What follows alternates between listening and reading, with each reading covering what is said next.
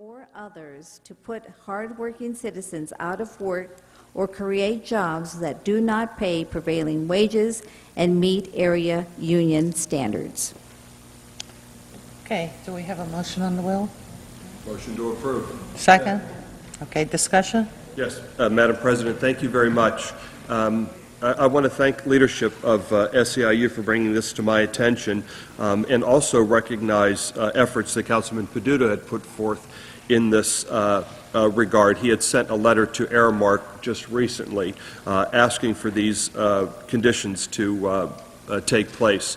And a meeting with leadership from SEIU yesterday and having them bring this to my attention and asked if I would write a letter of support for these conditions, and I thought it would only be appropriate, being that there's power in numbers, that we as a council unify and send a collective message that these are the principles that we stand by and that we want to see Aramark stand by as well. So I very much appreciate the support of all members of council in this effort. This has truly been a joy for me to work on a council that is so labor friendly, that we understand the plight and the cause of everyday basic working men and women that are the very backbone of this city and keep this city moving, and that we want to do everything in our power to ensure that they are treated fairly and equitably and appropriately.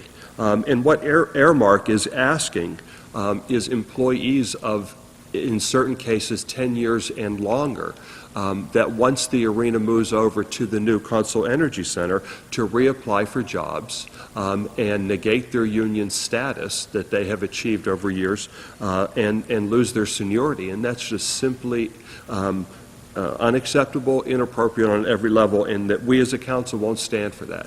And so we are officially, I would ask Madam Clerk to send this will of council to the head of Aramark, and I have that contact information for you, and that we stand with these employees and that these provisions set forth in here are as follows. We want them to rescind the letter to the employees on February 12th saying that they all need to reapply for their jobs, and that all existing Aramark employees are offered employment in the new Council Energy Center, that they recognize that they have to comply with the One Hill Community Benefits Agreement, pay their employees a prevailing wage, and hire all new employees through the Hill District First Source Center, acknowledge their obligation to comply with all existing union contracts and not use the labor dispute presently being decided by the National Labor Relations Board between who actually represents the Aramark concession employees, to not use that as a wedge in these arguments.